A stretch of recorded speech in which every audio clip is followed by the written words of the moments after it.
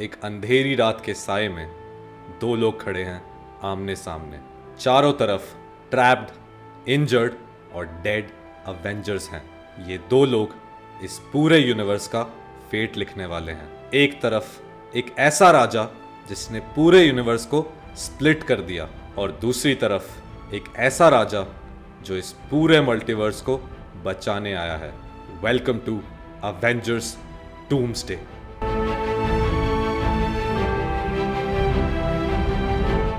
क्या Avengers Doomsday Marvel की आखिरी अवेंजर्स मूवी होने वाली है? अब मैं ऐसा क्यों बोल रहा हूं ये मैं आपको बताता हूं। तो रिसेंटली आपने देखा है कि मार्वल ने पूरी कास्ट अनाउंस की है अवेंजर्स डूम्सडे की। अब हालांकि इसमें बहुत बड़े बड़े कैरेक्टर्स को रिवील किया गया है, जैसे the original X Men, Fantastic Four and पूरी कास्ट ऑफ थंडरबोल्ट्स। लेकिन जो लास्ट नेम रिवील था वो था रीड रिचर्ड्स के बाद रॉबर्ट डाउनी जूनियर का, जिसमें वो खुद आए थे। अब अवेंजर्स डूम्सडे की जो रिलीज डेट है वो 1 मई 2026 है। लेकिन अगर आप ध्यान से देखें तो अवेंजर्स की जो मूवीज के टाइटल्स हैं उनका कलर कुछ अलग चीज बताता है। सबसे पहले अवेंजर्स के टाइटल का कलर अगर आप देखो तो वो था ब्लू, जो कि था स्पेस स्टोन, एंड उस मूवी में खतरा स्पेस से आया था। सेकंड जो मूवी आई थी वो थी Avengers as of Ultron, and उसमें जो कलर था वो था red, which was the reality stone, जिसमें अल्ट्रॉन अपनी खुद की रियलिटी बनाना चाहता था।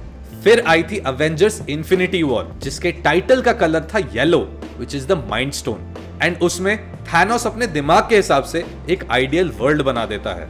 फिर आई थी अवेंजर्स एंड गेम, जिसके टाइटल का कलर था purple, which is power stone, and यहां पर थैनोस के पास and ultimately Robert Downey Junior as Iron Man के पास पूरी पावर थी। अब अगर हम डूम्सडे का टाइटल देखें तो वो है ग्रीन, जो कि है टाइम स्टोन, एंड इसमें Doctor Doom will take control of time. And lastly आ जाते हैं अवेंजर्स सीक्रेट वॉर्स पे, जिसके टाइटल का कलर था orange, which is the soul stone, जिसमें Doctor Doom will hold the fate of everyone's souls.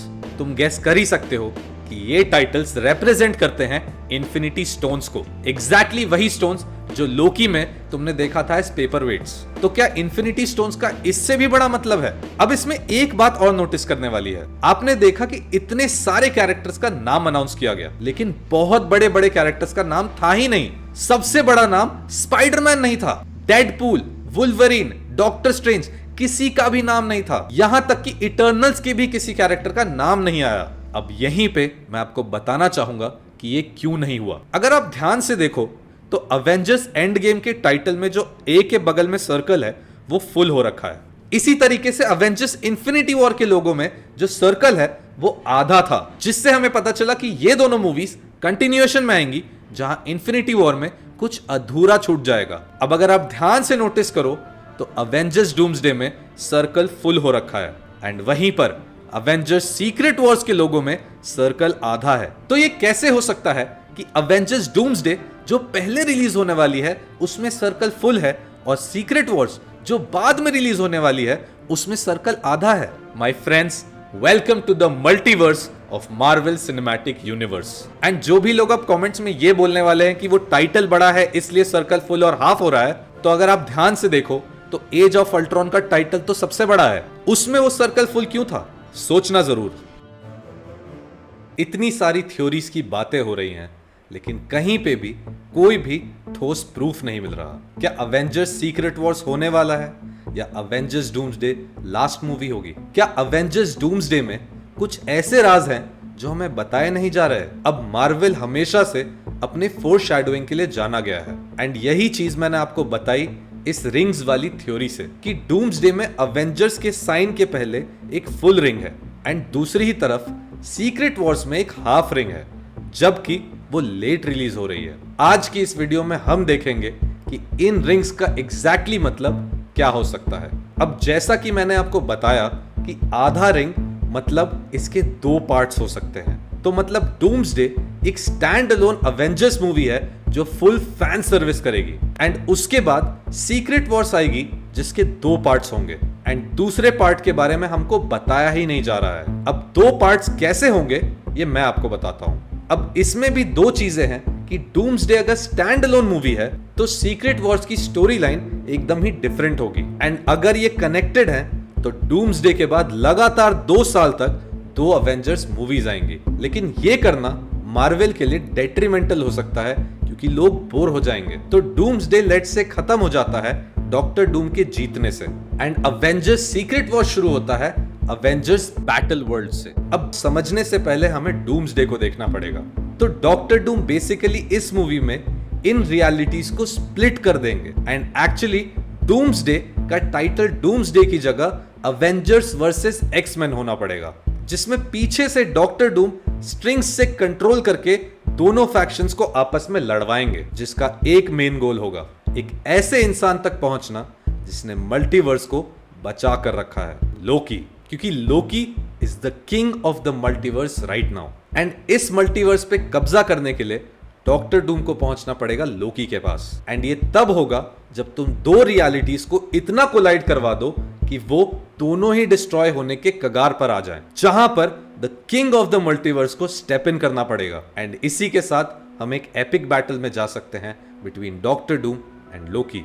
And यहीं से जब डॉक्टर डूम जीत जाएंगे डूम्सडे के एंड में, उसके बाद doctor Doom actually creates Avengers battle world, जो एक ऐसी जगह है जहां पर मार्वल के कुछ कुछ कैरेक्टर्स को उठाकर डॉक्टर डूम खुद रखते हैं एंड इस जगह पे डॉक्टर डूम का ही राज होता है, जहां पर आने के बाद इन कैरेक्टर्स को अपनी पास्ट लाइफ के बारे में कुछ भी याद नहीं होता एंड इसी वजह से कॉन्सेप्ट आर्ट्स में आपने देखा होगा कि सू स्टॉर्म एक्चुअली डॉक्टर डूम से प्यार करती है एंड डॉक्टर स्ट्रेंज बन जाते हैं डॉक्टर डूम के राइट हैंड मैन। एंड इसके बाद हम देख सकते हैं सीक्रेट वॉर्स इन 2 पार्ट्स, जहां ये अवेंजर्स मिलकर डॉक्टर डूम को हराते हैं। लेकिन ये जो स्टोरी है ये काफी ज्यादा बोरिंग हो जाएगी क्योंकि ओवर 3 इयर्स 3 अवेंजर्स मूवीज लोग सही में इन मार्वल कैरेक्टर्स से बोर हो जाएंगे।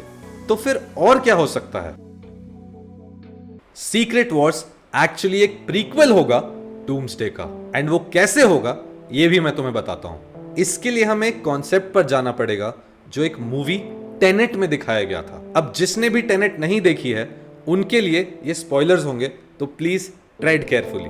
तो बेसिकली टेनेट के एंड में एक बहुत ही कॉम्प्लिकेटेड सीन है जिसको समझाना बहुत मुश्किल है। तो टेनेट में कुछ लोग आगे की तरफ जा रहे होते हैं टाइम में एंड कुछ लोग पीछे जा रहे होते हैं टाइम में। तो इस मूवी के सीन में एक जगह एक बिल्डिंग डिस्ट्रॉय होने वाली होती है, तो टाइम में आगे जाने वाले लोग टाइम में पीछे जाने वाले लोगों से कोऑर्डिनेट करते हैं एंड उस बिल्डिंग को एक एग्जैक्ट मोमेंट पर डिस्ट्रॉय करते हैं जिससे दोनों साइड्स बच जाएं एंड वो मिशन में आगे जा पाए।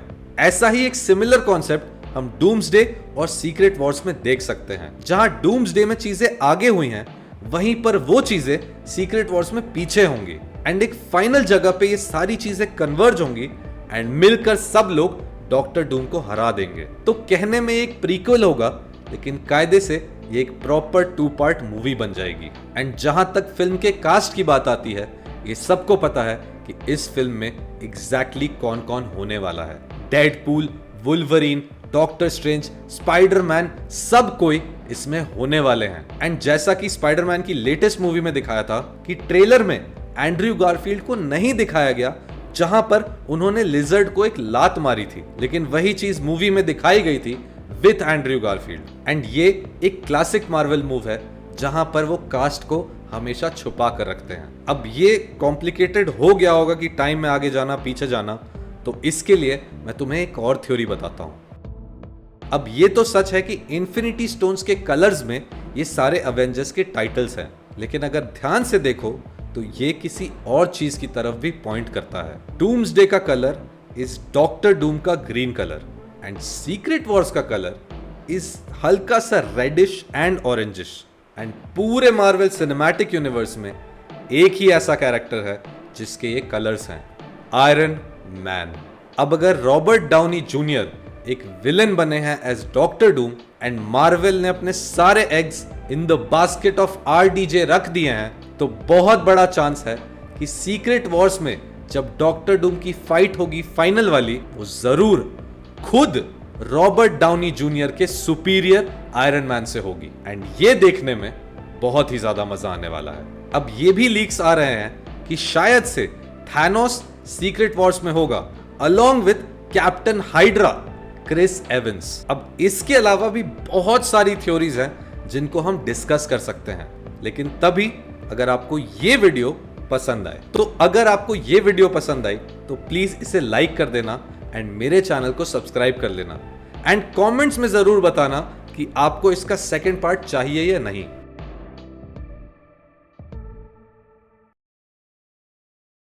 अब अवेंजर्स इन्फिनिटी वॉर में हमने एक चीज देखी थी कि डॉक्टर स्ट्रेंज ने 14 मिलियन आउटकम्स देखे थे, जिसमें से सिर्फ एक में अवेंजर्स जीतते हैं। तो अगर डॉक्टर स्ट्रेंज ने सारी पॉसिबिलिटीज देखी थी तो उन्होंने ये पॉसिबिलिटी भी देखी होगी जिसमें Robert Downey junior which is iron man doctor Doom बन जाते हैं। तो डॉक्टर स्ट्रेंज ने इस चीज को अलाउ क्यों किया, ये समझने के लिए मैं आपको दिखाना चाहूंगा मार्वल यूनिवर्स के क्रिएटर स्टैन ली की एक क्लिप।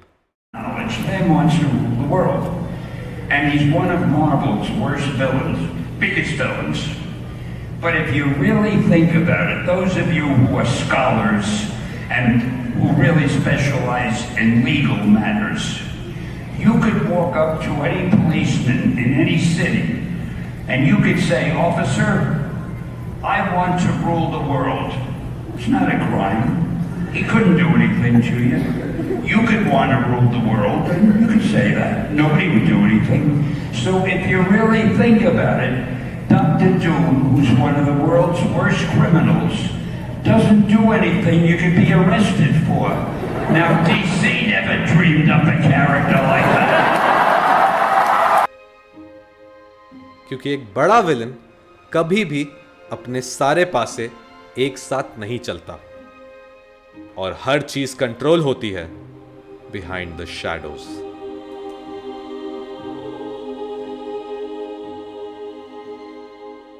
थोड़ा अवेंजर्स एडिट्स देख लेता हूं, एक मिनट।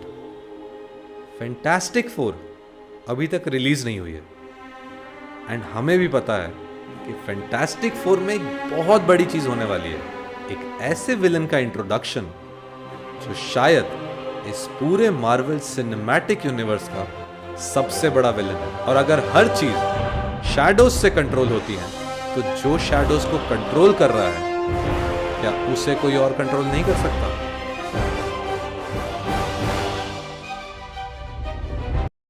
Such insignificant creatures.